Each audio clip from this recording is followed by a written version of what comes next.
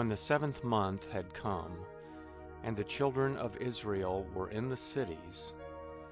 the people gathered themselves together as one man to Jerusalem. Then Yeshua, the son of Jozadak, stood up with his brothers, the priests, and Zerubbabel, the son of Shealtiel, and his brothers, and built the altar of the God of Israel, to offer burnt offerings on it, as it is written in the law of Moses, the man of God. In spite of their fear because of the peoples of the surrounding lands, they set the altar on its base, and they offered burnt offerings on it to Yahweh, even burnt offerings morning and evening. They kept the Feast of Booths, as it is written, and offered the daily burnt offerings by number, according to the ordinance, as the duty of every day required, and afterward the continual burnt offering, the offerings of the new moons, of all the set feasts of Yahweh that were consecrated, and of everyone who willingly offered a free will offering to Yahweh. From the first day of the 7th month they began to offer burnt offerings to Yahweh, but the foundation of Yahweh's temple was not yet laid. They also gave money to the masons and to the carpenters. They also gave food, drink, and oil to the people of Sidon and Tyre,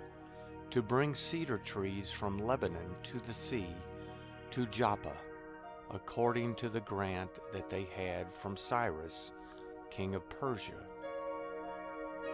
Now in the 2nd year of their coming to God's house at Jerusalem, in the 2nd month, Zerubbabel, the son of Shealtiel, and Yeshua, the son of Jozadak,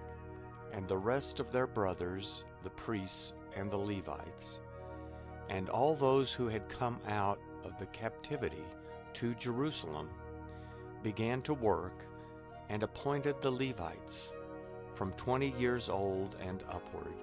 to have the oversight of the work of Yahweh's house. Then Yeshua stood with his sons and his brothers, Kadmiel and his sons, the sons of Judah, together, to have the oversight of the workmen in God's house, the sons of Henadad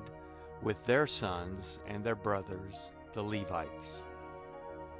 When the builders laid the foundation of Yahweh's temple, they set the priests in their clothing with trumpets, with the Levites, the son of Asaph, with cymbals, to praise Yahweh, according to the directions of David, king of Israel. They sang to one another in praising and giving thanks to Yahweh, for he is good, for his loving kindness endures forever toward Israel. All the people shouted with a great shout when they praised Yahweh,